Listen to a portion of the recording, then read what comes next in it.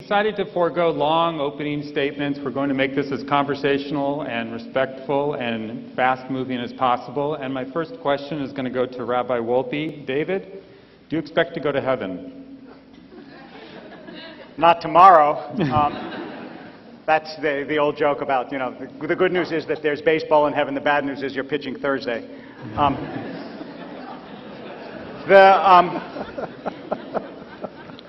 So what I would say is that part of the problem of the idea of an afterlife is that we tend to make it far more literal than it needs to be, and as a result it starts to seem ridiculous. I mean, before you entered this world, could you have imagined mountains and tuna fish and teeth and ideas and music? Of course not. It is literally unimaginable.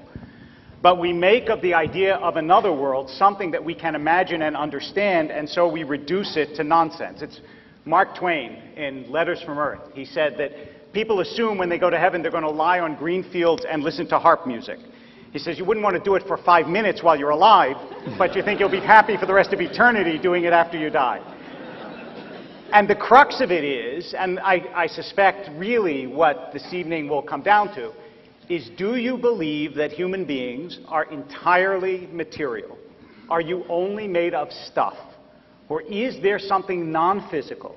Is there something ethereal and eternal about you, about us, some mystery at the heart of this stuff? And if there is, then there's a possibility, that we'll all, I don't want to say go somewhere, because that assumes that it's spatial. And again, that's the way people think, and the way we think is not necessarily the way the world is. Our minds are much too limited to grasp it. But I'll just close by saying that I always assumed that human beings were more than stuff. And for me, at least, this came home on an emotional level when a little less than 2 years ago, my father died. And as many of you know, it is a Jewish custom when someone's buried to throw dirt on the grave. And I thought this was going to be extraordinarily difficult, to take a shovelful of dirt and throw it on the coffin of somebody that I loved very dearly. But I actually didn't find it nearly as difficult as I anticipated, and the reason is that I knew that whatever was in that coffin, he wasn't there. But I also knew that that wasn't the same thing as he wasn't.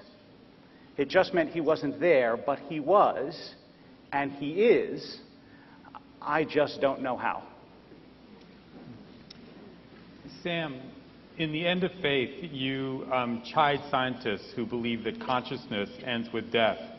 So, picking up a little bit on what David said, you wrote, the place of consciousness in the natural world is very much open to question. The truth is we simply do not know what happens after death. To my mind, this very much leaves the door open for a belief in the afterlife. Although it doesn't make the traditional beliefs in the afterlife any more plausible. It's not the point I was making there, but it does, that point of not knowing what happens after death is what worries me about this conversation. I've been very worried about this, that all of you have given up a perfectly serviceable Tuesday evening only to hear the four of us tell you every which way that we have no idea what happens after death.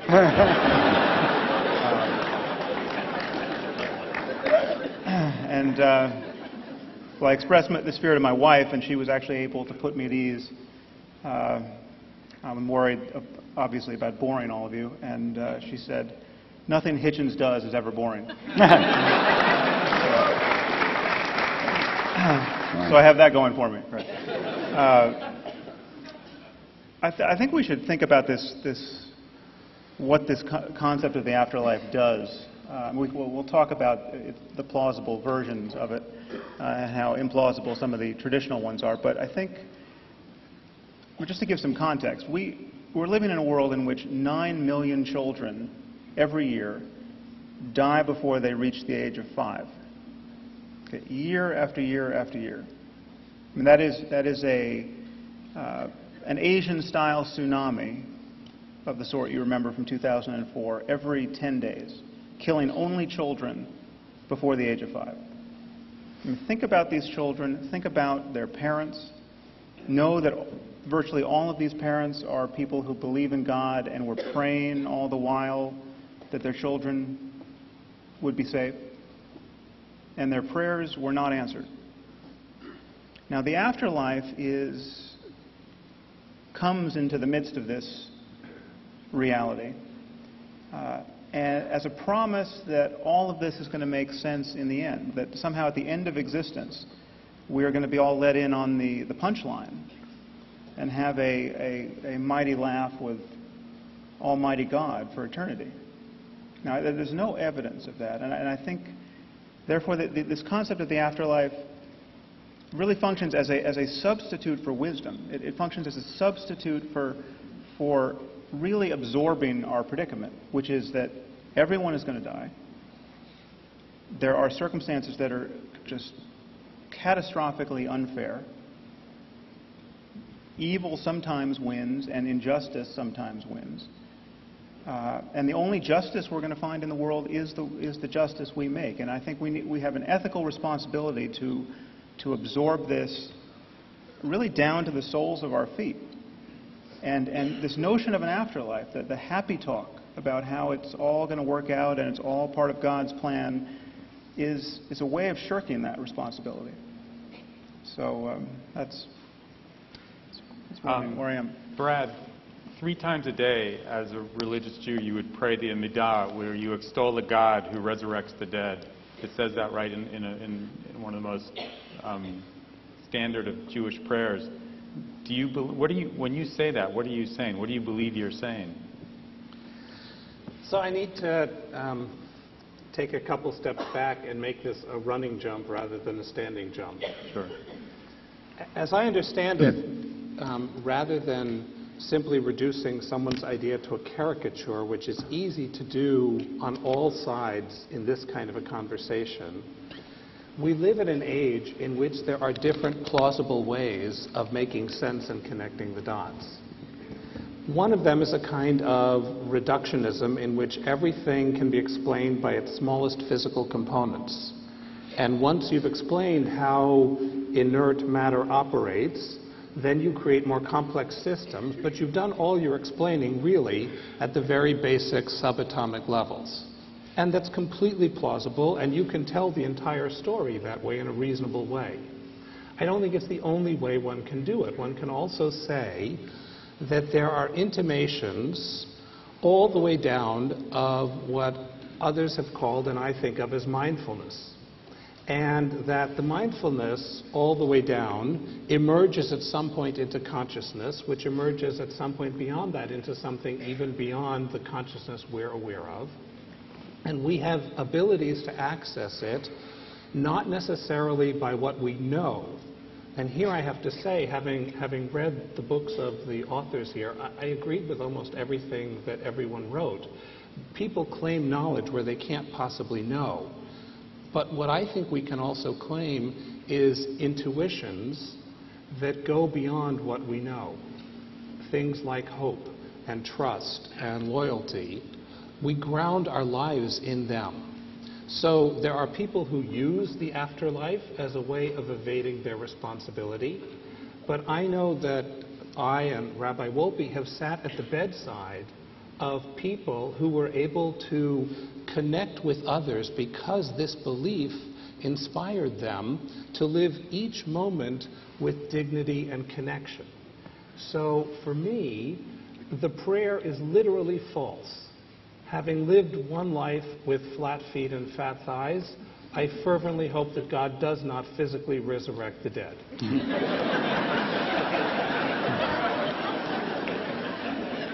Although I will tell you, I'm one of the rabbis dancing in Gadi Levi's dance thing, so I expect to have buns of steel by the time you come back for that. But I think it's a metaphor for saying that there is a oneness of which we are an expression, and that does not cease with our death, and that in some very important way, although not one that is reducible to knowledge, I don't claim to know, but I trust that we continue beyond the grave. Thanks. Christopher, what's wrong with that? If a belief in the afterlife helps one, as Brad said, deal with the inevitability of death, maybe this is a good thing. Well, then anything that made you feel better would be okay, which I'm sorry to say I think is the contemptible viewpoint. here's the problem with the afterlife fantasy. It's the same as religion in general. If you can't hear, I hope it's not my fault. You can just move the mic. Why don't you hold it? All right, how's that? Okay. Well, not to duck the opening question, give myself a chance to repeat my answer. That would mean that anything that made you feel good or better was fine, which I think is a contemptible position, I'm sorry to say. And it would be as good as drugs, for example. And I don't believe, and in fact Marx never said, that religion is just an opiate. But religion and the afterlife fantasy have these things in common. First, they're man-made. That's very important.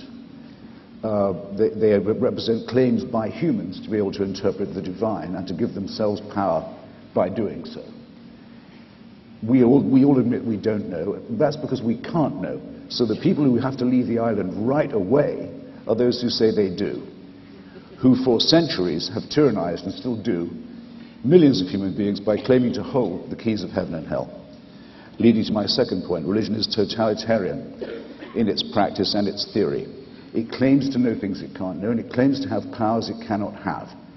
It says if you make the right propitiations and the right donations, you may get paradise, and if you don't, you may get an eternity of pain. That includes, by the way, the souls of unbaptized children of the millions who Sam mentioned. Then there's, I'm afraid to say, but you also, as you'd expect from the man-made, the argument of fraud. St. Peter's in Rome was built on the sale of indulgences. That's to say, in return for cash, the promise of a remission of sin and of time in hell or purgatory. There are chantries, actually quite beautiful ones, still all over Europe, still working. Prayers being said for the repose and remission of souls. Pope Benedict, the most reactionary prelate for a considerable time to lead the church, is trying to restore the idea of remission of sin in exchange for donations or other in-kind operations. This is, I'm sorry if it sounds unduly functionalist, but until we've dealt with these questions, we can't have a serious discussion. Now, there's also, I think, a real problem about anything that's eternal. I should probably close with this. It will happen to all of us that at some point you'll get tapped on the shoulder and told, not just that the party's over, but slightly worse, the party's going on, but you have to leave. and it's going on without you. That's the reflection, I think, that most upsets people about their demise. All right then, because it might make us feel better, let's pretend the opposite. Instead, you'll get tapped on the shoulder and told, great news, this party's going on forever, and you can't leave.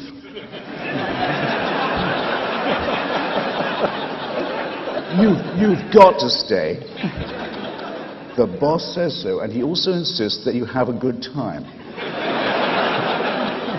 I've read about David's father, and I had a bad time when my own father passed on, but the father proposed by monotheism is the father who doesn't die, who reassures his children, don't worry, I'll never leave you. You'll never see the end of me. You'll never get the chance to feel sorry. I'm always there. I'm the absolute ultimate in dictatorship, and in my courts there's no appeal. Do you really think that this would cheer up anyone of sentience or humanity or capable of feeling of irony? I submit it's out of the question.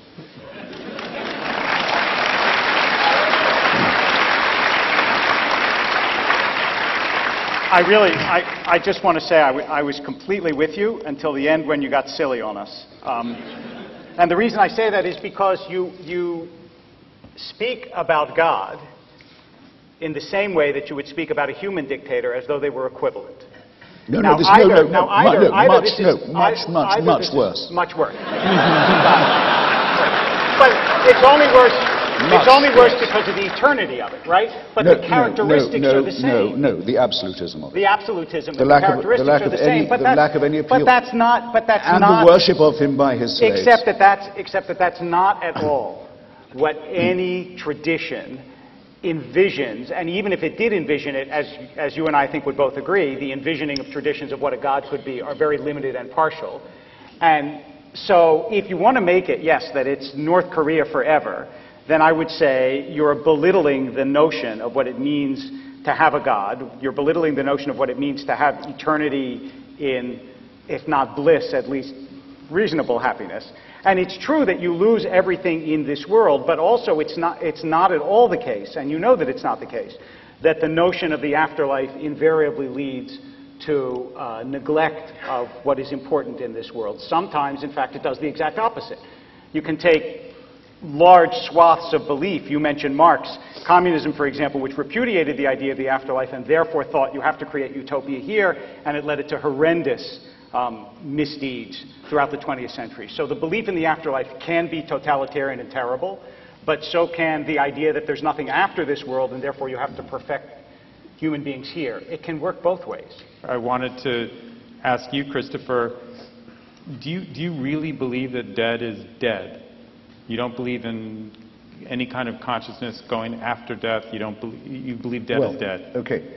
The survival of consciousness independent of the brain, which Sam knows more about than I, and we're getting better acquainted with, is quite different from the religious belief in a mandated path by which you can follow or not follow, leading to reward and punishment. Completely different.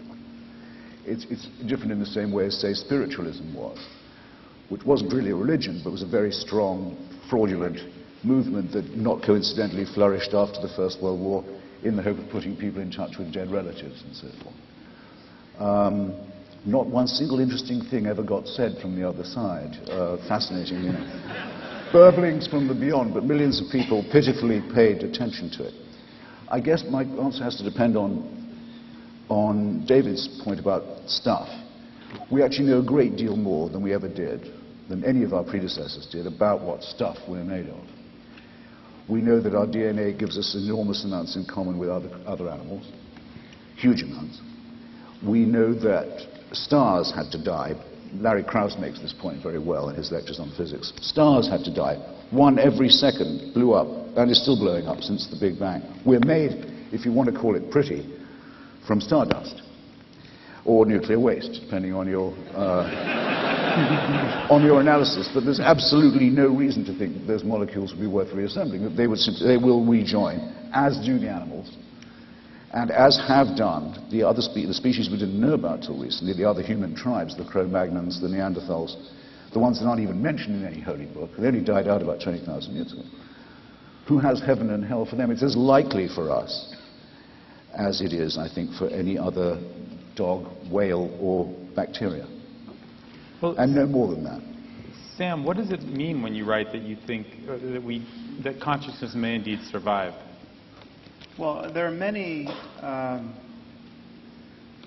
odd ways in which consciousness could survive, and you can make a philosophically respectable argument that consciousness could survive the death of the brain. It's by no means the majority opinion in neuroscience or philosophy that it would. For instance, there's a philosopher at Oxford, Nick Bostrom. This is one of the weirder arguments, but still more plausible than the arguments you get from religion. Nick, there's actually very little you have to assume to make this seem somewhat robust. The argument is called the simulation argument, and he argues that we are all very likely not living in a real universe, but living in a simulated universe. And we are being simulated on the hard drives of computers of the future. Now he gets there with a few simple steps. You simply have to acknowledge that consciousness is at bottom the result of information processing at the level of the brain, and there's nothing magical about brains. It could be information processing in a computer of the future. Most scientists think that's true. They don't think there's anything magical about the wet stuff in our heads. And that consciousness is at some point going to be instantiated in computers. Then you simply have to grant that humans of the future will run simulations of the past in the way that we run simulations, Sims games, and then there's just one short move, that simulated universes, almost by definition, will outnumber real universes. And therefore we are a lot more likely to be among the simulated ancestors than the real ancestors. Now again, this everyone acknowledges it seems a little crazy, but the assumptions that you have to take on board are not so weak. And I would add to this the somewhat disconcerting idea that if in fact we are running as a simulation on a computer of the future, this computer could have been built by Mormons or Scientologists who would want to simulate the truth of their religion.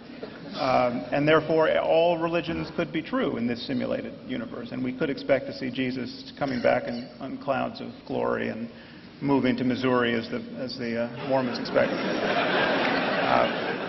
So now all of that sounds completely crazy, but it is not as crazy as the version of the afterlife that is really on offer traditionally, which has been actually neatly sidestepped here because it entails the resurrection of the dead. Most people think that the afterlife religion is offering, Christianity, Judaism, and Islam, has something to do with the soul floating off the brain into a tunnel of light and into paradise. But that's actually not the canonical afterlife. The canonical afterlife is God has to do the humble work of reassembling us. And I don't want to take more than my allotted time here, but I think we should talk about just how implausible that vision is, because that actually is the vision of Judaism and Christianity and Islam. I just want to make one quick addendum. There's also, who I thought you were going to talk about, is Galen Strawson. I mean, another Oxford philosopher who says that consciousness is actually so impossible philosophically to figure out that it must be that it exists even in inanimate matter, even though it doesn't seem that way. So I don't think that it's, but let's leave aside how difficult consciousness is to figure out without some sort of either strange hypothesis or spirit. Yes, it's true that much of Judaism talks about resurrection, much of it talks about afterlife, but there are there's a plurality of voices. And I mean, the Talmud says, for example, you assume that the sages are in paradise, but it is not so. In fact, paradise is in the sages. That's not the sort of voice that generally you hear when the literalist view of an afterlife is attacked. And for more on that, I turn to my colleague, Rabbi Brad Artson. I would actually love for us all to go out to coffee and leave them aside so that we could say things like, wow, that's really interesting, I haven't thought about that. And what do you do with this? Rather than the scoring of points. And so there's a lot of cleverness and there are a lot of quips.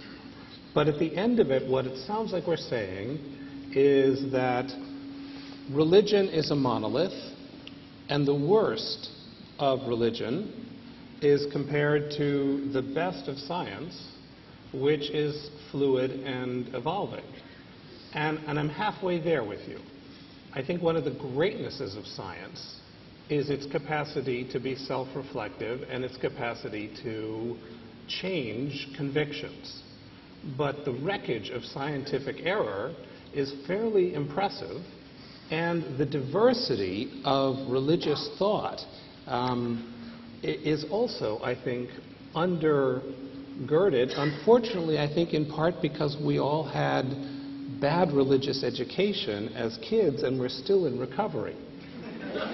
So, but Bradley, I want to accept your challenge, but what do you, I mean, is Maimonides the worst of religion? Maimonides came right out and said you have to believe in the resurrection as a literal yes, and truth. Maimonides also said that what I've written in my book is disguised so that people will, if they need literalism, latch onto it and miss what I'm trying to say. And he also said that we call the world to come because we don't experience it during this lifetime, but eternity exists at the present. And if you attain a right consciousness, you can be in eternity now. So the challenge is, we all come to it with our own different concrete needs, but religion is, I think, far more nuanced. And I guess the plea I would like to offer to you, because the parts of your books, both of you gentlemen, that I agreed with was everything you trashed religion for, it deserves to be trashed for. I have an autistic son, and if I believed in that bully in the sky, I would have to tell Dr. Wexler that I was leaving my employment. But I don't, and I don't think that my tradition or the Buddhist tradition or the richness of Hindu tradition understood in a nuanced and ethical way is any more problematic than science's capacity to learn from its mistakes and to move on. And the way the Bible is used in my community with my students is, I would hold up as ethical as anywhere else. And a part of that is the recognition that although we do not know, we hold to hopes that orient us and allow us to value each other as of abiding significance.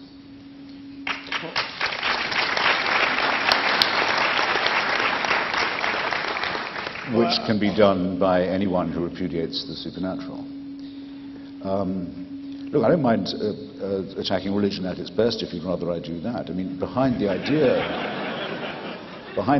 of judgment, remember, which is part of the deal of the afterlife and the reward of heaven or hell, is some rough concept of justice, that there's an equalization of the odds against which we struggled when we were alive, that the tears are dried, and that the wrongdoing is punished.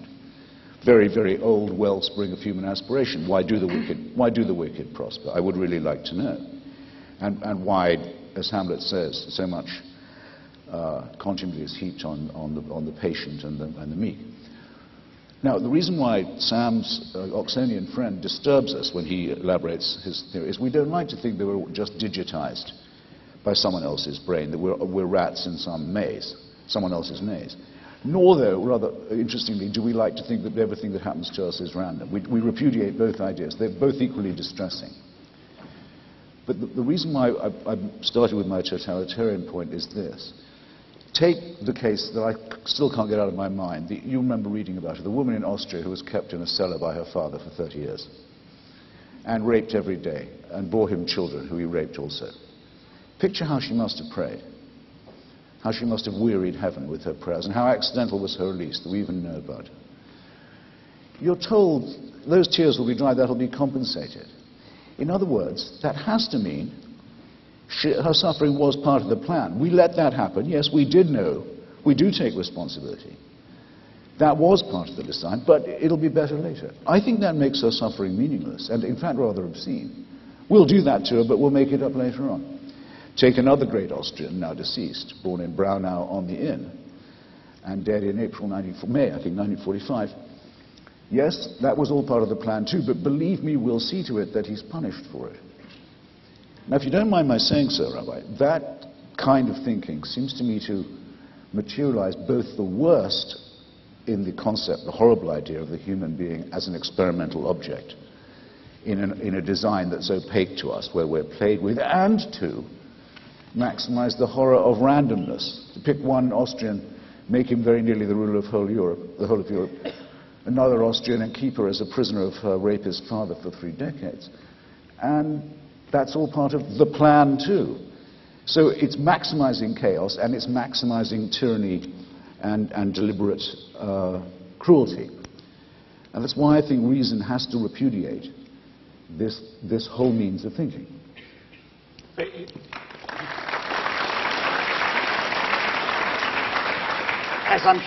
Reason and justice too, I should have added. As I'm sure it would if religion thought that way, but it doesn't, in fact. Wait a minute. No, wait. Dave, I'll give you your time here, please. Okay. That's the move that's really not open to you. If you want to change the subject to a truly purified wisdom tradition that is non-dogmatic, that's just open to mystery, you have to... No, I'm not going to do that. Okay, but if you want to follow the path... You have to hear the move before you repudiate. No, but I think you're taking the move that Bradley... You think so, but I might not be. Well, let me just tell you what I heard you do. Okay, go ahead. You just said religion is not the way Christopher suggested it was, and in the vast majority of cases, it is. And so you have to at least admit that we are not caricaturing religion. 50% of Americans think they're going to see their pets in heaven.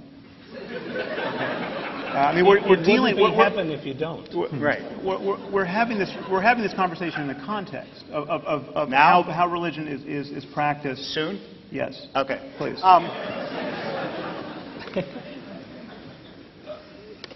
There are strains of religion that are deterministic and say that everything that happens in the world is a plan. There are. Calvinism, for example, does that. In Judaism, that's actually very rare. There are a couple of notable thinkers who say that, but almost no notable Jewish thinker believes that what happens here is preordained by God. And in fact, free will and the free will to do horrendous things is built into the system and is the prerequisite of the chance of human beings to both sin and also to do wonderful things. So when you say that God made this man do this, that's all part of the plan, and she's going to be rewarded in the afterlife for the horror that God inflicted on her here, I can, with all good conscience, say, look, I'm not going to speak for the pet envisioning Christians that you speak for. But I will speak certainly for my own tradition and say that that's not actually what Judaism believes. It's not what almost any major Jewish thinker says, and I wouldn't believe it if it did say that. So okay, that's a great cafeteria to be shopping at. Take your pick. What do you mean, take your pick? I just said that almost no major Jewish thinker says that, and if they did, I wouldn't agree with them. Both of you, confronted with Sam's perfectly clear attribution of the words of the Rambam, you said, well, it's as likely that paradise is in the sages as the sages are in paradise. I didn't say it, the Talmud did. Yes, all right, the Talmud says. And your colleague says, Maimonides writes in order to be misunderstood, and it's deliberately, which is, by the way, I quite agree with the Straussian reading of him that says that that is so. But this is a guide to the perplexed. What you're saying is he wants to intensify perplexity. Welcome to Judaism. Yes. He also, look, when you say, for example, you have this let me give you a little sample of how Rambam thinks. When it says, for example, in Isaiah that the lion will lay down with the lamb, right? And you know Woody Allen's line that the lion will lay down with the lamb, but one of them won't get much sleep. So, no, the lamb, actually. So Rambam says this is not to be understood literally. It means big nations and small nations will dwell together in amity, and you should not think that the order of nature will be overturned. Now, I didn't invent that. It's right there. I can show it. It's the end of Malachim. It's the end of the code of law. And he has a sophisticated understanding of religion. If you say to me, are there people with an unsophisticated understanding of religion? I have no doubt that there are. I even know a few. But you're not sitting with them on a stage. And I don't think it's actually, I don't understand my task to be to defend understandings of religion that I don't adhere to. So I'm happy to argue with you what I understand about religion, but obviously, if I thought mainstream Christianity was the way to understand religion, I'd be a mainstream Christian. Right. And I'm not. Well, I want to make 2 points in response. I just want to kind of show you all how the sausage of faith gets made.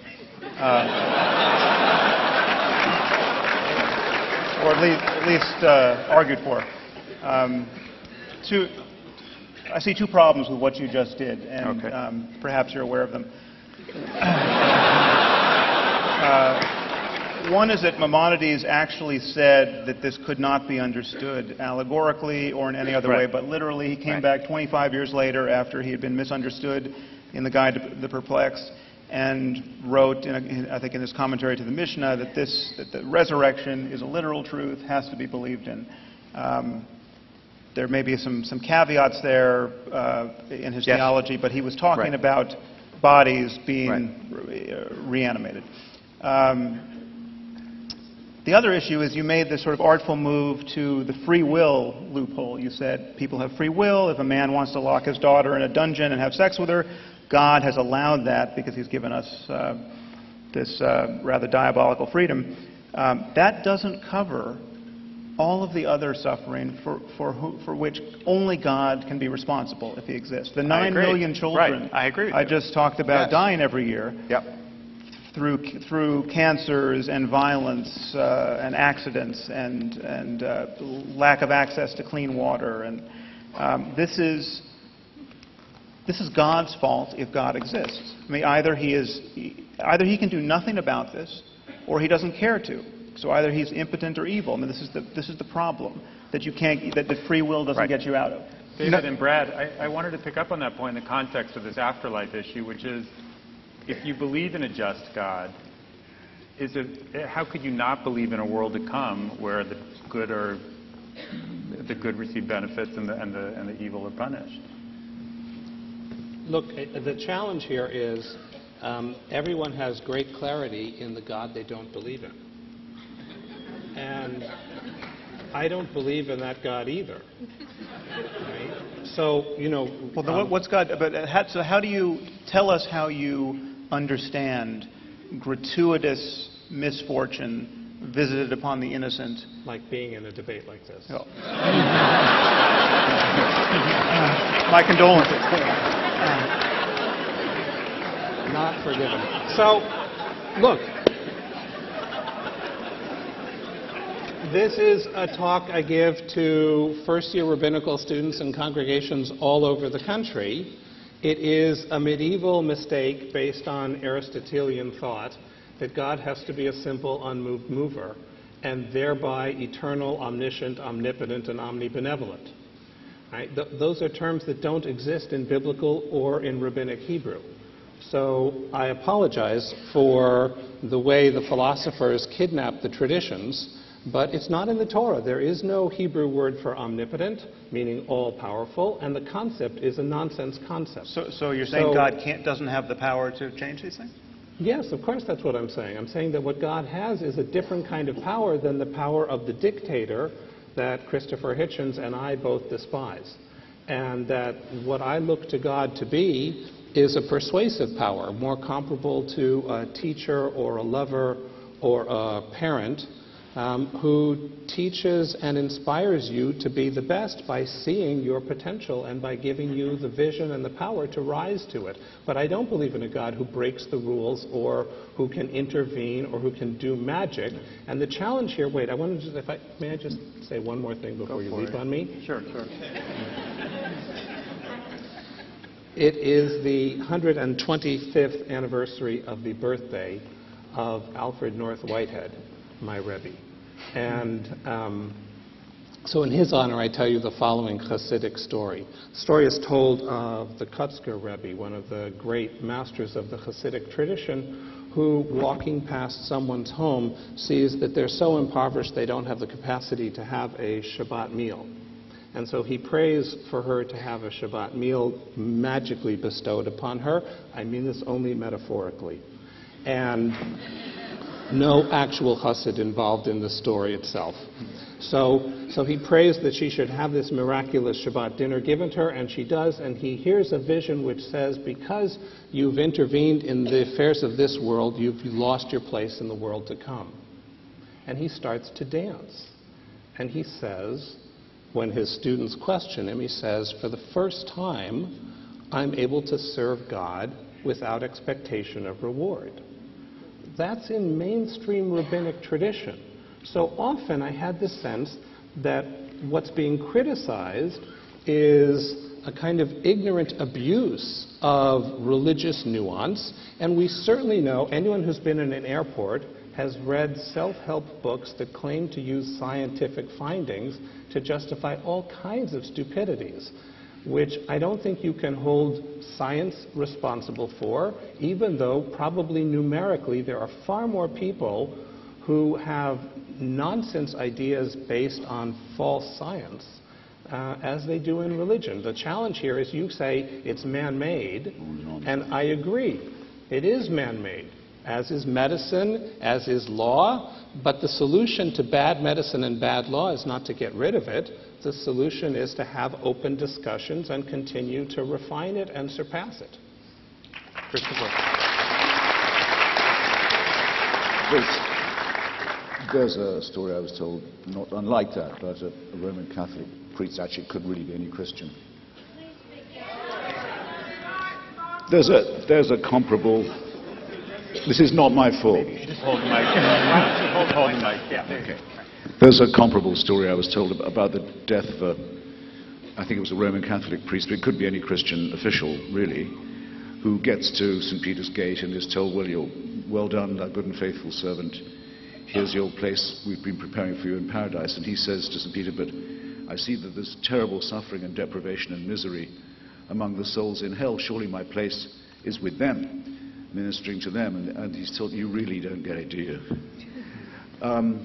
One of the reasons why I like doing this, some people say sometimes, don't I ever get tired of debating with the religious? No, absolutely I don't, because you never know what they're going to say next. Sam and I don't mind being called predictable. It's very easy. We know what we think. We say straight out where we think we know and where we think it's not possible to know, why we don't think there's a supernatural, and so on. But this evening already we've had your suggestion that God is only really a guru, a friend when you're in need. I mean, he wouldn't do anything like bugger around with Job to prove a point. And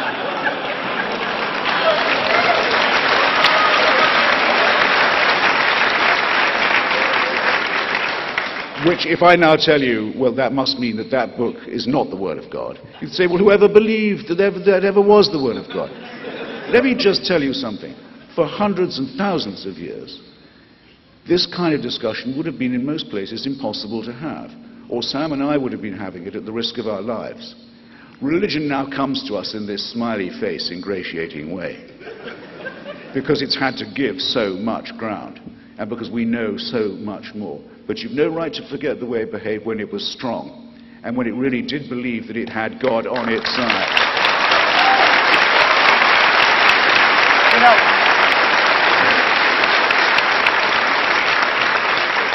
I just want to say, so much of this is the frisson of the rebel, and I just want to read you these two sentences. It's nonsense to pretend, for instance, that at this date there's something daring and original in proclaiming yourself an anarchist, an atheist. The daring thing, or at any rate the unfashionable thing, is to believe in God. That was 2002, Christopher Hitchens, in a review of Yves Lenoir and George Orwell. And I think that there's some truth to that. It actually is very difficult to argue God in the public square these days. Since Spinoza, yes. What's that? Since Spinoza, yes. Since Spinoza, yes. Actually, since Hitchens and Harris. But despite the fact that there's no question, there is no question, as has been not only pointed out but easily admitted, that religious thinkers in the 21st century don't actually, if they have good sense, pronounce identical nostrums to religious thinkers in the 2nd century, even though they may use much of the material to explain what they believe. The dilemmas and the essential answers are the same. And the dilemma that we're facing is the extraordinarily difficult realization that when you die, you lose everything. And that's always been true. And everyone has always faced that. And that's, have time for a really short poem? Yeah. Hausman, A.E. Hausman, has this kid standing in the town square. He says, "Good people, do you love your lives, and have you ears for sense? Here is a knife like other knives that cost me 18 pence. I need but plunge it in my heart, and down will come the sky, and earth's foundations will depart, and all you folk will die." Right? It's like you lose everything when you die. And that's always been the case. And religion, in one sense, has always realized that, which is why you get, especially in, I'll speak about my own tradition, a tremendous emphasis on making this world better. Which is why you can't build a community without what we would call essentially a welfare state in any Jewish community in the world. Because the understanding is there will always be suffering, there will always be pain, and it's the human job to ameliorate that. We're actually taking the discussion a little bit to a different level, to the consternation of some of my discussion partners, which is to say, look, you all know, for example, let's think about this not as biologists but as physicists. You all know that there's this idea in physics of multiple universes. That is, that right now there is a universe, or many of them, that parallel our own, with maybe slight differences, like maybe there's a universe where Rabbi Artson and I are winning.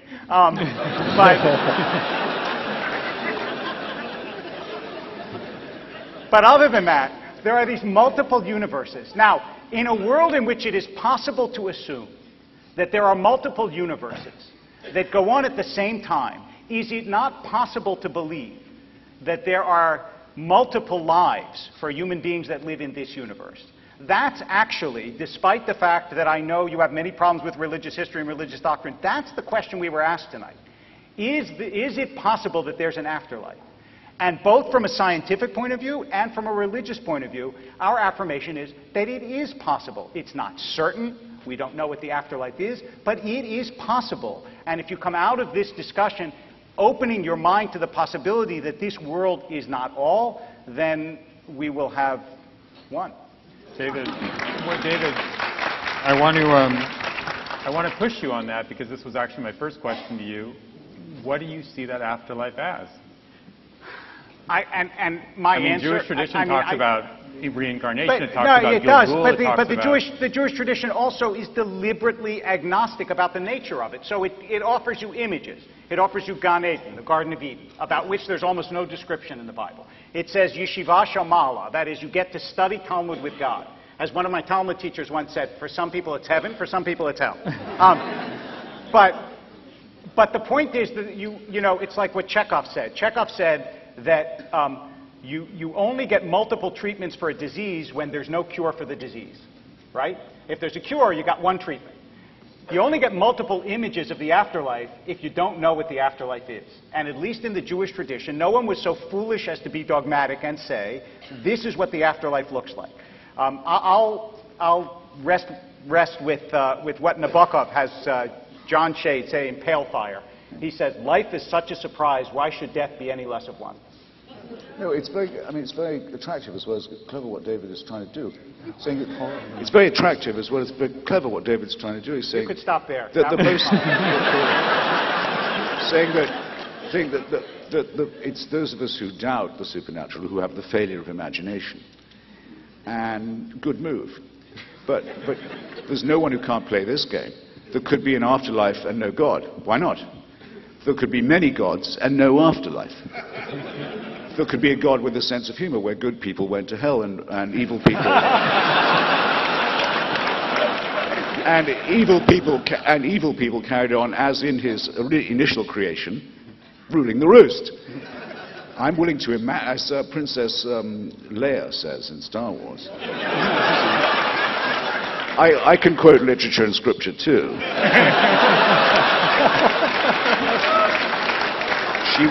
She wants to borrow Harrison's starship, and he's reluctant, and her envoy says, she's prepared to offer you more money than you can imagine. And he says, well, I can imagine quite a lot. I can imagine quite a lot too, but here's what we're meant to discuss, I think.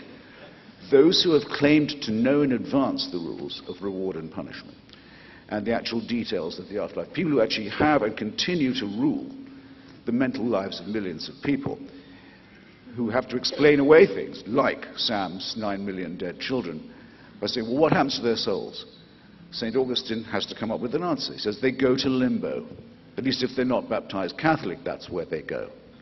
So millions of people for hundreds of years thought that's where their children were. A terrible form of sadism and mental serfdom that the church is now considering dropping. But that limbo was really real to people when it was imagined for them by a sadistic North African pseudo-intellectual. So it's not a failure of imagination to say that this use of imagination is perverse. Neither Sam nor I have said it's impossible that there be a post-life existence. We've just said that it's not knowable, not that it's not known. So surely the default position must be that it's those who have ever said that resurrection or an afterlife is a dogma who have the explaining to do. For myself, I'm very open to that. I like surprises. Brad.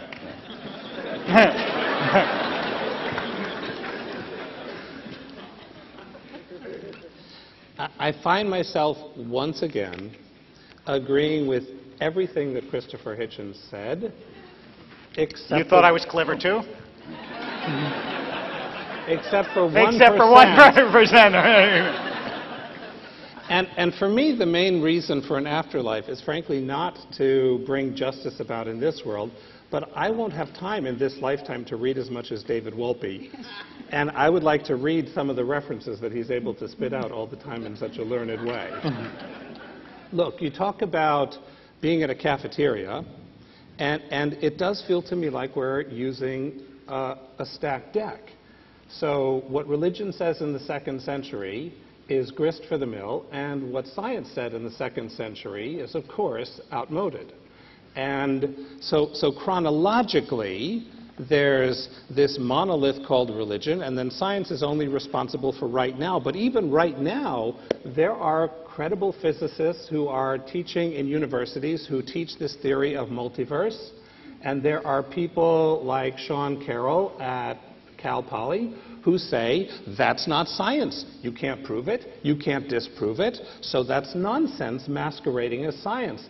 You can't prove or disprove dark matter or dark energy, but it does make the theory work, right? You can't get quantum gravity to fit with relativity, but they work in their own. So the challenge here is, it's a violation, I think, of accuracy to claim that what science does is only affirm what is verifiable or falsifiable. Much of science does that, and it's a very important corrective tool, as I believe it is in most religion today, which is you make a claim, you put it out there, you argue about it, you debate it. But it's not as though these are in opposite camps. So the last thing I want to just state a dissent from is I don't believe that it's that religion lost because science won, because many of the people who have given us the Enlightenment and science were themselves motivated by a desire to read God's text, which is the world. So is there a lot of nonsense that is proposed in the name of religion? For sure. Is it egregious? Absolutely. Every criticism you've made, I think, is despicable and accurate and dead on. But that doesn't taint religion as a whole any more than the notion that you can measure people's craniums and look at their racial feature and then put up a hierarchy of human mattering, which was tenured at Harvard University within the past century, discredits science as a whole. There is every human enterprise that is capable of egregious mistake and of brilliant insight. The last thing I want to say, really the last thing for now, is if you insist on reading Shakespeare literally, then he also would be a dunce, but you would have missed his greatness. And some of the greatest literature in the world, billions of people have thought, were religious literature. I find very inspiring much of religious literature, and I find deeply offensive much of religious literature. But it's literature made by people to make sense of the world and to chart lives of meaning and of value. I think that's good. Well, can I, does this bloody work? Okay. And at least it obscures my face if it doesn't project my voice. I'd like to be the first to rush to the common ground that's just been offered us, which consists of a very large and quite long admission that religion is man-made, which is our point to begin with. Thank you. I wanted to veer a little bit back towards the afterlife, or forward to the afterlife, and say, we talked a little bit about that we don't know what happens, and there could be this sense of consciousness existing out of our bodies. Isn't religion, all these concepts of an afterlife, can't we just talk of it in terms of metaphor and kind of agree that religion is the best metaphor, or has provided some metaphors for what the rest of us would call an afterlife? Is that what it amounts to? I think there's some confusion here. I think there's a real asymmetry between science and religion that shouldn't go unobserved. And there's an effort on the part of David and Bradley to not own the very clear propositional claims that have been made by every religion for millennia. Claims about the way the universe is structured. Very explicit claims about what's going to happen in the future, about what happened in the past, about what happens after death. And these claims are incompatible. So, for instance, if Buddhism is true, Buddhism purports to be true. Buddhism has a doctrine of karma and rebirth. You can be reborn as an animal. You can be reborn in various realms. If Buddhism is true, Judaism, Christianity, and Islam are absolutely false in their core claims. I mean, these are not pictures that can be squared logically. And every religion is in the business of making these claims about the afterlife and about all manner of other things. And the crucial difference between religion and science is that every religion is beholden to its literature and doesn't think, for the most part, apart from the fringe of kind of liberal intelligentsia, for the most part, people don't think it's man-made. They don't think that these are just books.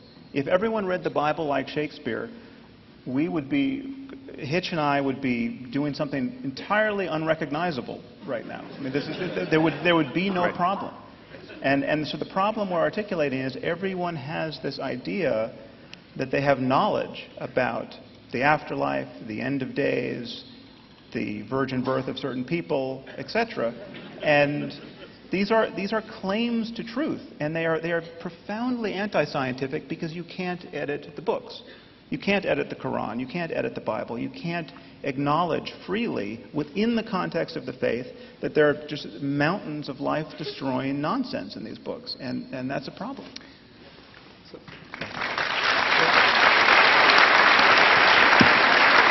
So talk a little bit, then we'll move on to the next. Yeah, give a brief Okay, response. I want to just say this, that it is undeniable what Sam said about the fact that there are truth claims in different traditions that contradict each other. But here's what I think ought not to go unnoticed.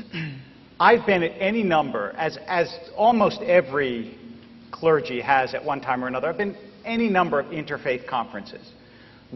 I was just spoke at an interfaith conference in San Diego on labor in different traditions, okay? And it was everything from Native American, there was a Native American dance, there was a Buddhist chant, there was a reading from the Quran, and the Jew talked. So it was a true interfaith conference. And here's what was so interesting about the time that we all spent before we went out on stage to do our dances, either literal or metaphorical. We were all talking about our traditions. We all understood that there were serious differences about part of it, and everybody there, I think in all sincerity, and not just to be nice, agreed that there was a profound core of similarity in these religious traditions, that we saw the world as more than material, that we saw human beings as having a sacred destiny, not only an occupational destiny, that we thought that kindness and goodness was the mandate of whatever force we understood to run the world. I mean, these are serious, and they are truth claims, but they're truth claims that are outside the realm of science. Science can't decide whether there is, in fact, a sacred destiny to your life. It doesn't ask those kinds of questions or give those kinds of answers. Religion does. And the day that you say that all of religion is off the table because, after all, it says in Genesis that the world was created in 7 days and we know that's not true, then what you do is you throw out the very serious, comprehensive, and shared questions of meaning of human life that really, really matter to the way people live, and that you ought not to do. Okay, I want to talk a little bit about what evidence there is for an afterlife, because when you read books about it, it inevitably comes up that people purport there to be evidence. So I wanted you all to share your thoughts on that. One of the most common tropes is the near-death experience. There have been, I think, over the last 3 decades, there's been 40 studies of some 3,400 near-death experiences, and they've been published in journals like Lancet and Annals of American Psychological Journals. And Barbara Haggerty did a book on this called Fingerprints of God, where she interviewed a lot of the people who did these studies that were published in peer-reviewed journals, and a lot of the people she interviewed said that they cannot help but think, after investigating these in a scientific way, that they point to something beyond this life. I would say almost that was wrong by definition, because it's a near-death experience. It means you didn't die. But it's the best we have. No. If someone is reported dead on Tuesday and you see them on Friday, the overwhelming, well, not the obvious conclusion is that the initial report was mistaken. We have no reason to think otherwise. I've read a lot about this stuff. In fact, I have 2, if you care to get the Portable Atheist, which I edited, there are 2 accounts by great philosophers, the late A.J. Ayer, and fortunately very current Daniel Dennett, about their own so-called near-death experiences, hospital experiences of people who were battling with very grave onslaughts on their health, which I recommend you read for the very confirming rationality that they bring to it. Dinesh D'Souza, who's a frequent debating partner of mine, has written a book about this too, and The most persuasive example from any hospital he's found, and I get it all the time, is a woman who floated out of her body, out of the bed, made a tour of the outside of the hospital, Saw the shoe. noticed that there was a running shoe on one of the windowsills, woke up, reported it to a nurse, whose name we've never been told, and who went and looked, and there was the shoe. Now, if that doesn't prove it, I don't know what does. I could hardly be more reassured if I'd been told that it was able to reunite it with its missing pair. NDE is bullshit. It doesn't count. It's not coming back from the dead, nor is it an account of what happens to you when you're gone. It's what can happen to you with the help of life-preserving scientific medicine while you are still alive. Finito la commedia. I would just add one thing. This kind of question is still scientifically tractable. Reasonably serious people have tried to study the near-death experience. And this idea of consciousness somehow rising, dissociating from the body and rising to a point above the operating theater and looking down on the body, the phenomenology there is common enough that people seem to think that this is testable. And so some people have put random number generators on the top of cabinets in the operating theater, just on the odd chance that someone comes back saying, I saw this weird digital readout above your cabinets, and it was 35721. That would be very interesting. Now, no one to my knowledge has done that, but if people, this is something we could set up this experiment in advance. It wouldn't be merely anecdotal. Have they put shoes up there? Because sometimes that... Well, it's obviously structured along the same lines, but again, there's a reason why we can't make a research program based on that one shoe. It's about as good as as the people. It's testable, and there's no data there. But people are just as convinced that they used in past lives to be. It always tends to be a princess, you notice, or a charioteer, or something of this sort. It's as real to them as the rest of their pathetic lives are.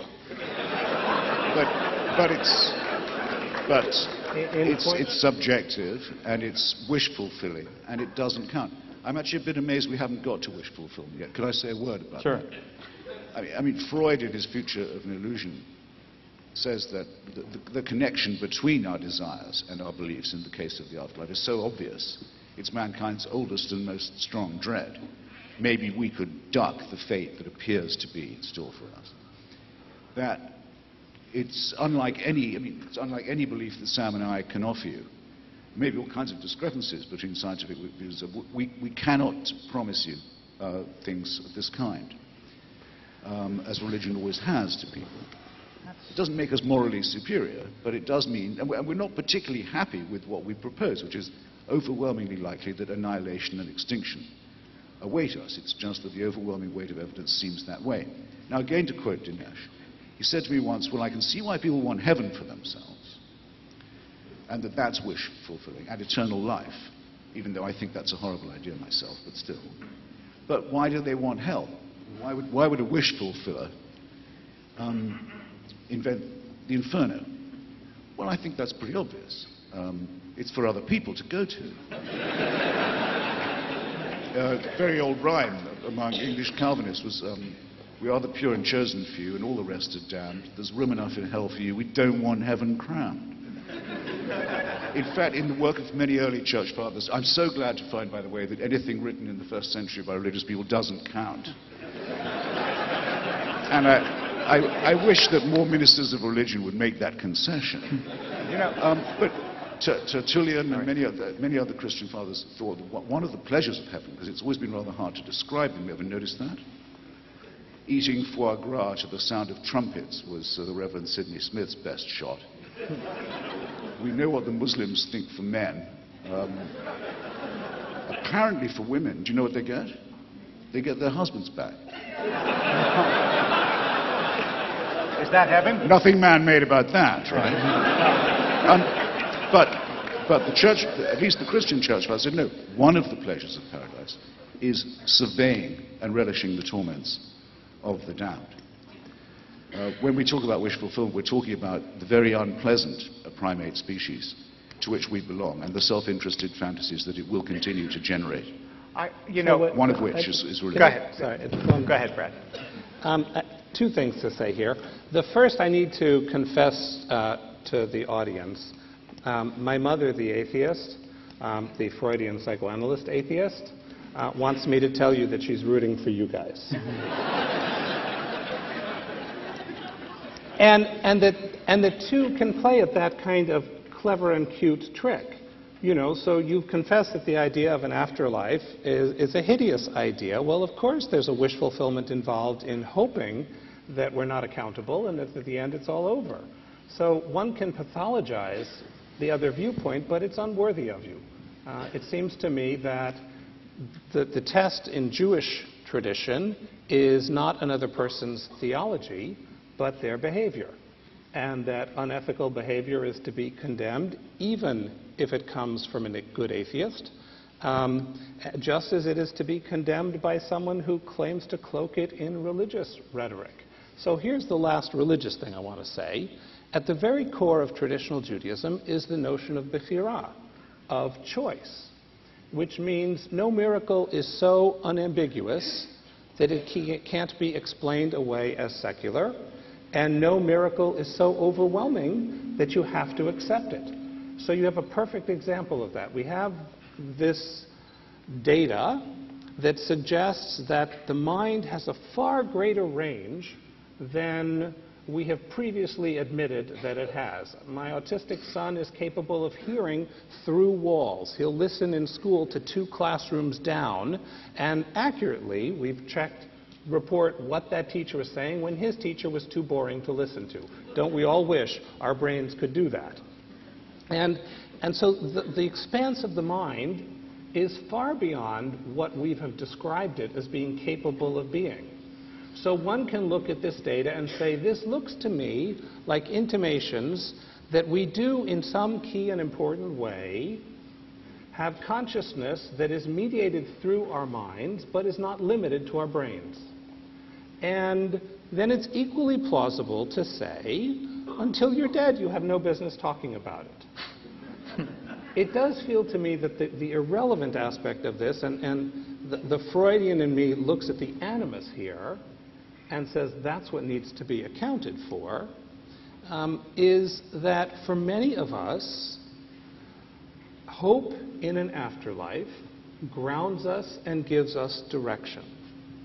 And the notion that my grandmother and I are not eternally separate is a source of great and abiding comfort to me. Do you believe you'll see her? If by see you want me to walk into something literal Well, you just again, said you're not eternally separate. I don't know what you mean. I'm using a metaphor because I think we are packets of energy. Look, I get that from physics as well. We are packets of energy, and I don't think those packets of energy are necessarily limited to our body. And the last thing I have to say, just to clear my reputation here, at no point did I say that first century literature was irrelevant. What I said is it's not meant to be taken literally. I want to piggyback on what Brad said. That's not what it said. We've gone around this several times. Almost every time that Christopher and I have debated, which is now several times, I've made this same point, but obviously to no effect. So either the point is not good or the point is not good. But I want to make it anyway. Listen, when someone explains their own beliefs by reason and explains your belief by psychology, you actually don't have to listen to them. Because this is what happens to religious people all the time. I'm an atheist because I'm strong and rational and thoughtful. You're about wish fulfillment. And therefore, religious people are by definition weaker, less sophisticated. We understand, you shouldn't be religious, but I understand you need it. There are people who believe in the afterlife who are weak and fearful, and people who believe in the afterlife who are courageous and strong. There are atheists who are weak and fearful. There are atheists who are courageous and strong. It is an unworthy argument to say that someone believes in something because of wish fulfillment as opposed to someone believes in something because it makes sense or it doesn't make sense. That's not the way you ought to argue about religion or anything else. Bradley just said that his belief in an afterlife is predicated on the effect this belief has in his life. It gives him hope. He finds it immensely consoling.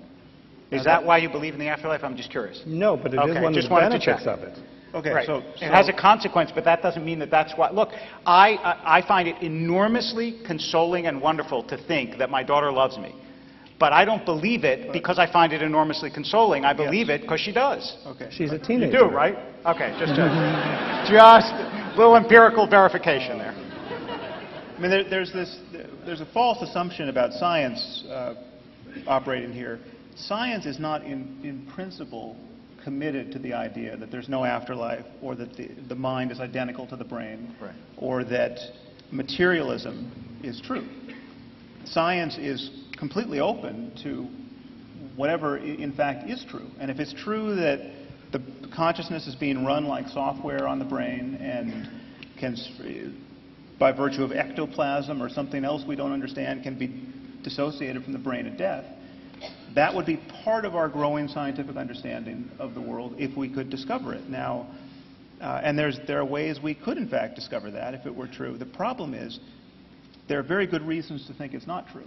And we know this from now 150 years of neurology, where you damage areas of the brain and faculties are lost. And they're clearly, it's not that everyone with brain damage has their soul perfectly intact, they just can't get the words out.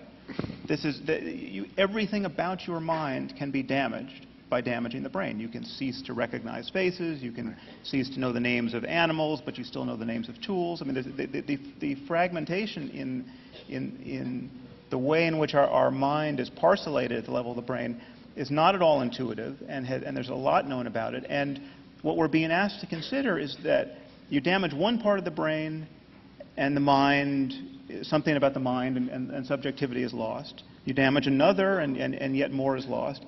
And yet if you damage the whole thing at death, we can rise off the brain with all our faculties intact, recognizing grandma and speaking English. Now,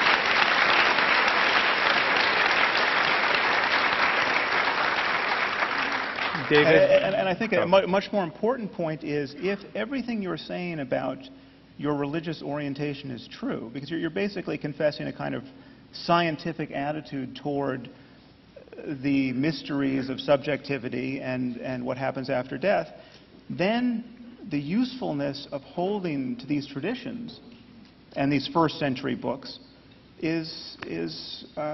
I'm completely at a loss. I mean, it seems like you're in the wrong line of work. You should be psychology. And I'm sorry to say, David, that your shorthand account of our disagreement is a little Self-serving? a little deceptive. I mean, if you say to me of yourself that the fact that I hold a belief that makes me feel better has nothing to do with why I hold the belief, I might just believe it from you, I suppose. But Freud isn't as crude as you make him sound. He said that to ask people to accept that humanity's oldest fear, that of death, and oldest wish, that of the ability to survive it, has nothing to do with the faith in an afterlife. It's only a coincidence if it makes people feel better. I'm not going to accept that, and you shouldn't be putting it about either. Yeah. David, you didn't get a chance to respond to the near-death. Does that have any impact on your beliefs? Well, I'll just say this about near-death experiences. First of all, I would love, I wouldn't like to have one, but I'd love to have one. And I've been operated on several times with the sad result of having nothing other than unconsciousness during the operation. But 8 million people have reported these near-death experiences, according to a Gallup poll in '92, so presumably others have had it since then. The sort of William James pragmatic test of whether an experience is real is that, in fact, many, many, many of them report that they no longer fear death, that their lives have radically changed as a result of it.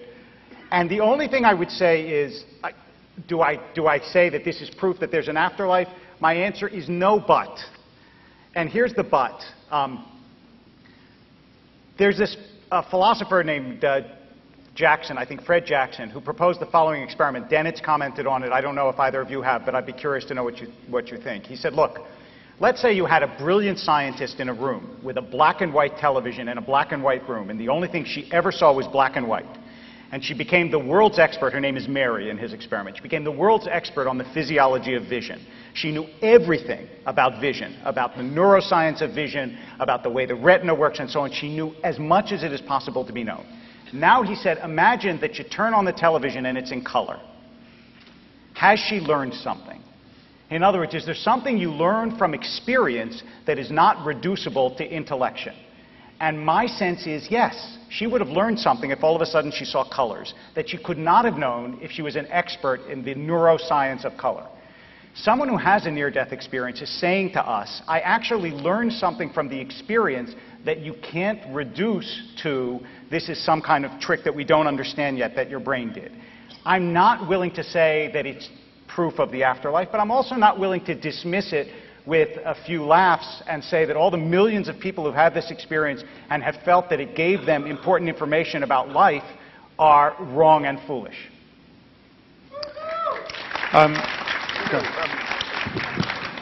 How does the 8 billion stack up against the people who've been inseminated by UFOs or their pilots? Well,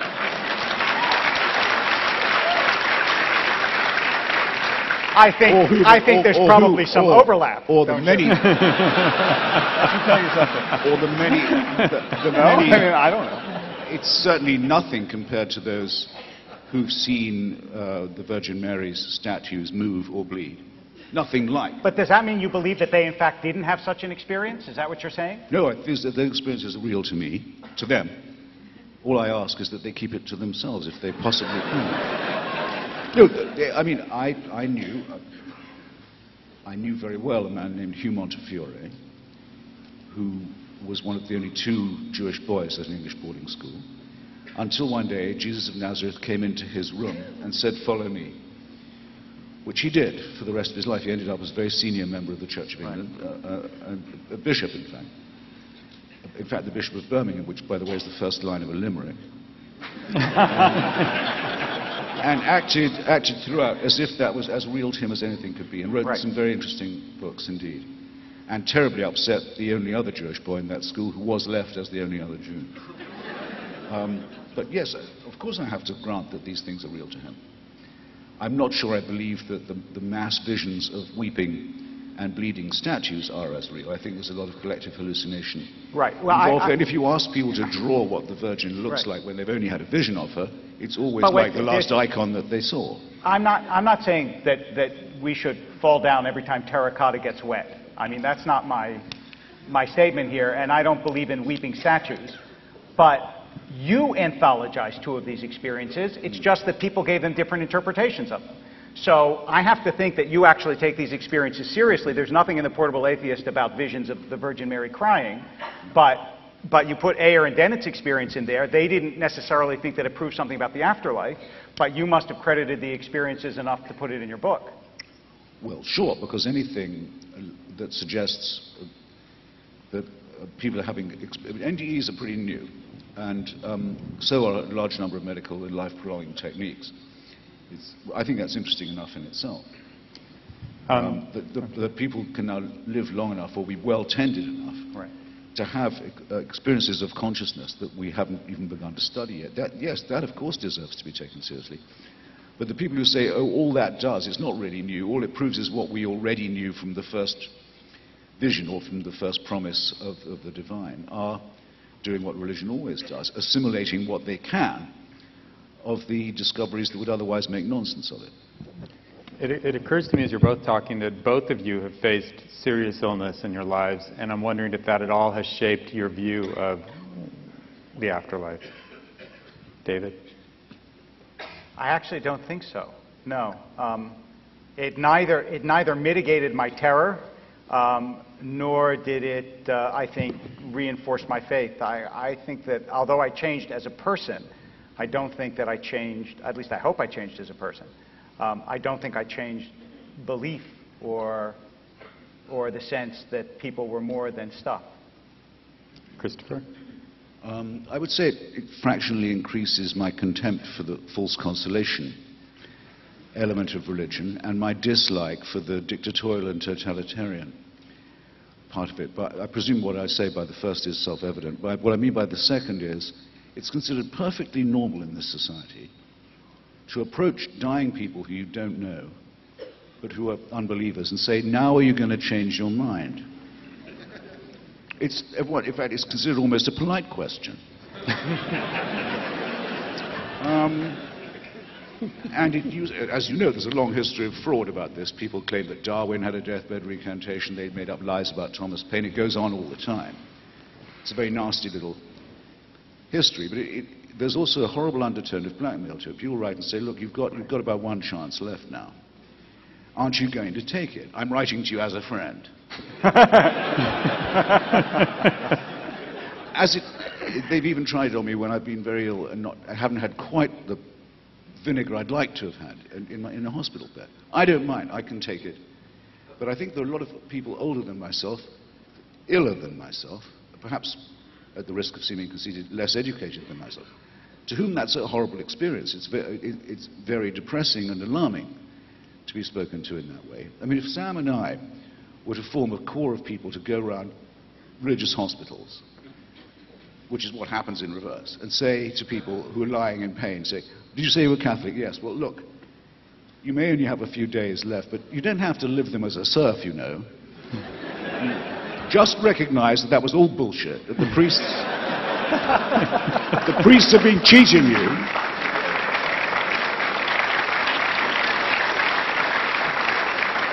And I guarantee you'll feel better. I don't think that would be very ethical.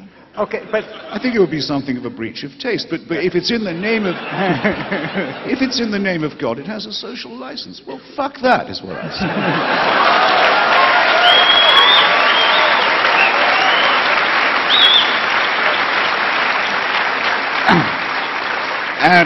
And will say, if it's my last breath. Thank you. Fred. When I was 12, I had what the doctor incorrectly labeled as a terminal inoperable cancer.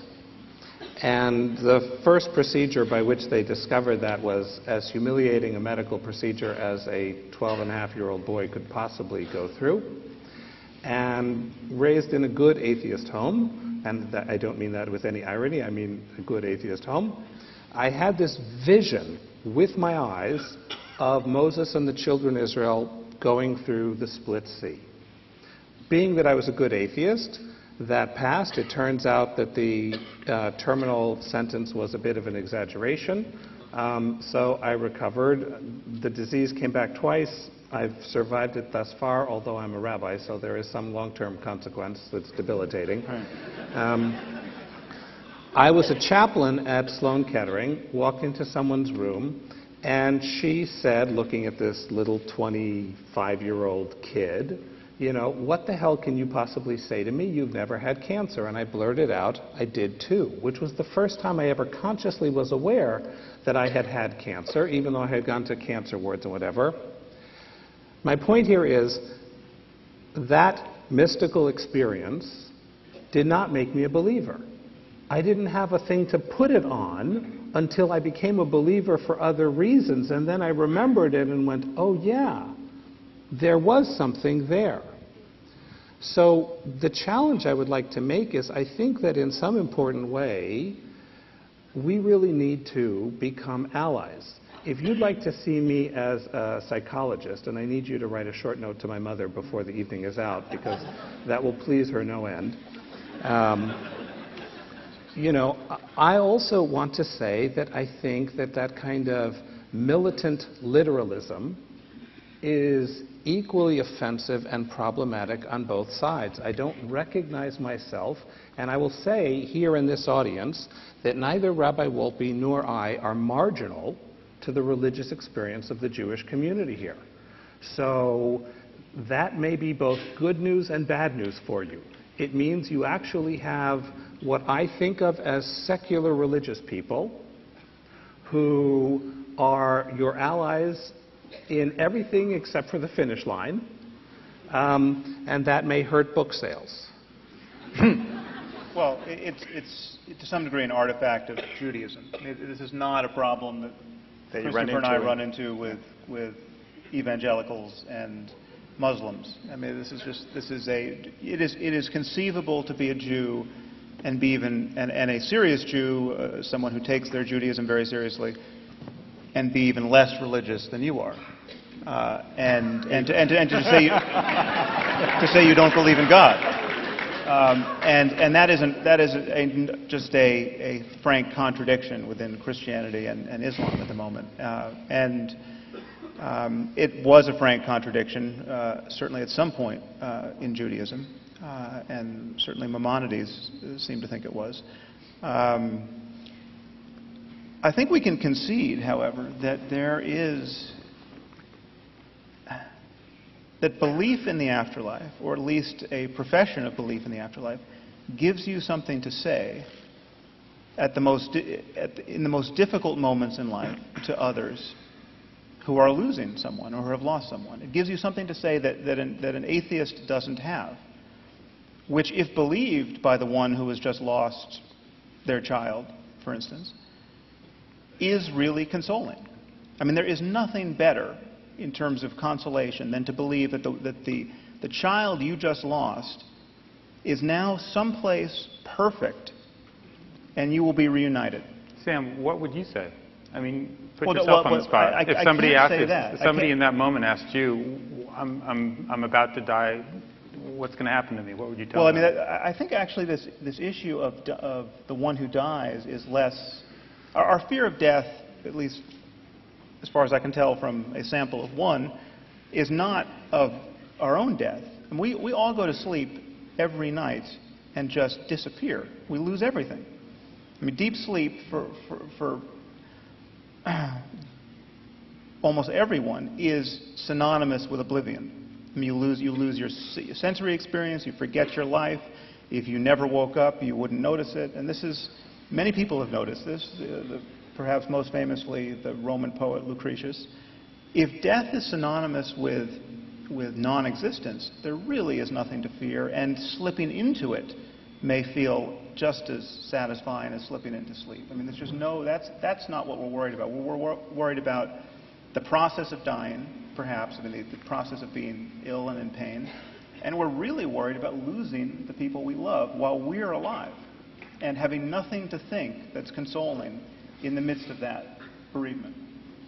I'm really glad to have the chance to disagree with you. Right. The problem is quite other. I mean, half my sex life has been lived when I was unconscious.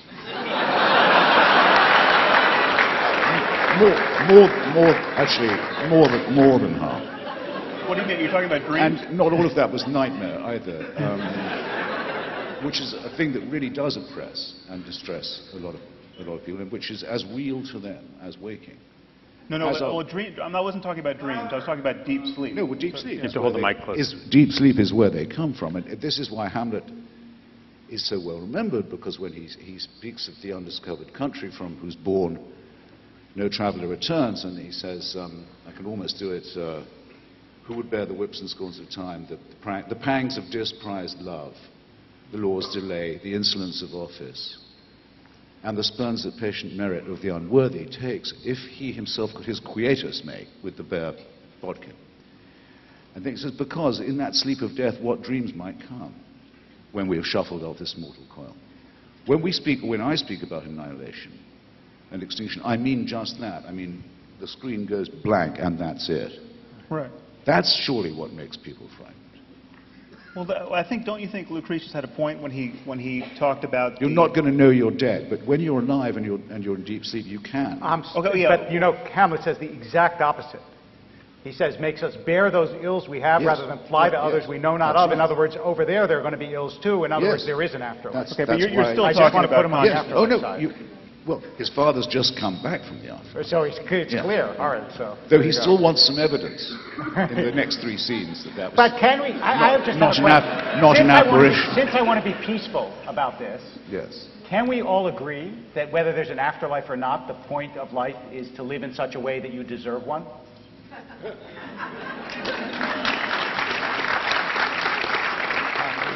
well, that would be true if there was no God. I did my best. I did my best. I can't. No, which I've already postulated. There could be no God and an afterlife, or an afterlife and no God. If there is a dictator who distributes reward and punishment, then you can never be sure if you're doing a right action or an action born out of fear, or the hope of reward. So no, it's an incitement in a way to immorality, certainly to servility, which is not a moral position to be occupied. No. I think we're talking slightly at cross purposes here. I'm talking about unconsciousness, just the absolute cessation of any kind of experience.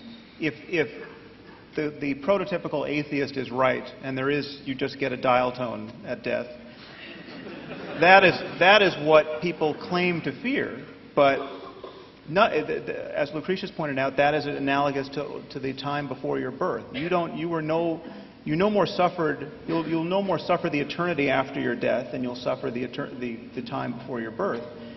And there was a time where we're sitting was populated entirely by, I think, Chumash Indians. None of us were here.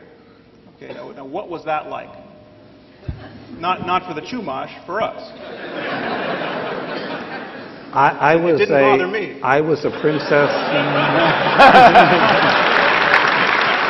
I was a princess centurion.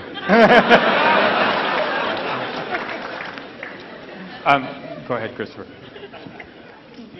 On this question of your rabbinical authority, I'd also like to concede, because I would say that someone who says there's no afterlife has said they're not a Christian or a Muslim.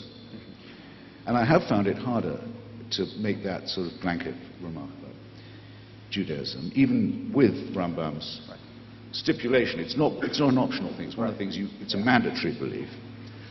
And even with your concession that when you were directly asked, do you expect to see your grandmother again, and you did what very few Jews will do and say, well, she's only metaphorical. I was once asked by the Spertus Institute in Chicago, which is the Jewish university, to give a talk on the question, do Jews have a gene for atheism? And I speculated that the majority of you seem to be yes. I mean, Jews do not make the mistake of saying the Messiah has already come, the crass mistake of saying that. Rambam himself says he will come, but he may tarry. No other religion does this. What's the name for a heretic in Hebrew? Epicurean. They teach people all the pitfalls of Greek philosophy and Hellenism, inviting them to discover the joys of sane. And ever since Spinoza, it seems to me that the Jewish people who probably ought to be doing this, because it was their fault to invent monotheism in the first place, have become the first to transcend it. It can't be coincidence, can it? Just like people say it can't be coincidence so many Jews win the Nobel Prize. I'm serious. Spinoza, Marx, Freud, Einstein, it goes on. And it does seem to be latent in the Jewish demand to ask questions. Yes, except so I'm very happy to it's much more of a pleasure to debate. Maurice Samuel, who was a Jewish writer and thinker, said that the reason that the Jews continue to exist is that they refused to quit this world until they figured out what it was about. Yes. And Leo Strauss says, very seriously, he said the purpose of the Jews is to show there's no such thing as redemption. The challenge here is, again... The pathetic Christian illusions are not worth entertaining. You're invoking, I think, a name that for me suggests something very different. Spinoza called himself God intoxicated. And it is true that the God with whom he was intoxicated was very different than the literal God of the Bible, although he read the Bible as a political tract that had great relevance for his own time. He used it as a call for freedoms that his own community couldn't see or couldn't understand, and he had a notion of an afterlife. Again, very different than the kind of literalist read that I've heard of, but there is a tradition that goes back to the Talmud as well of rejecting that kind of literalism. Look, the whole rabbinic way of doing midrash, of reading biblical stories against the grain and filling in silences or creating extra. It wouldn't make sense if fundamentalism was the Jewish norm. And I also want to here stand up for the Buddhist traditions, which also talk about an afterlife, but in ways that some Western monotheists would find profoundly disconcerting. But there's a much broader notion, and I think it gets back to what Rabbi Wolpe said, that the notion that there is a meaning which we are capable of discovering, and that it's larger than, although embedded in our cultures, and that we have the capacity to live our lives in harmony with that. Look, for me, that comes in part out of evolution. Our brains have been 14 billion years in the development. Why would we not also trust the intuitions that we live in a universe that's moving towards greater complexity and greater relationship and greater connection? Thanks. It's basically Facebook is what we're talking about here. So. Is there an afterlife on Facebook? Right. We have to wrap up, but I actually just had one small question, which is, Christopher, how are you feeling? Oh, well, thank you. Thank you for asking. Well, I'm dying, but so are you.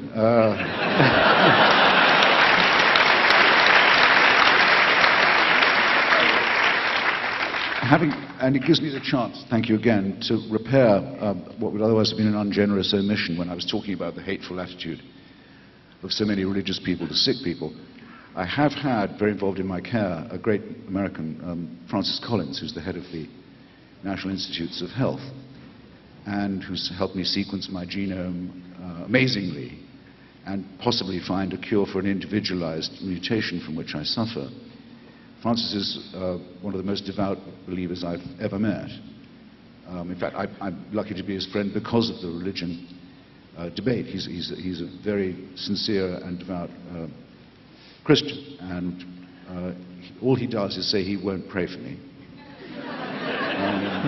And all he does is say he's never seen in his entire medical career anything that he would describe as a miracle cure. And on that, we have one of the nicest armed truces it's ever been my pleasure to observe. Thank you. That just proves debates like this could be life-saving. But the short answer is it's a bit early to say. But who can't say that? No one's ever more than a breath away from the end. And we're born into a losing struggle, and we all knew that, or we should, from the beginning. It's just that I have to think about it a bit more. Anyway, thank you so much for coming. I think I can say that for all of us. Yes. Yeah. Thank you very much. Thanks to the ABU. There you go. Yeah.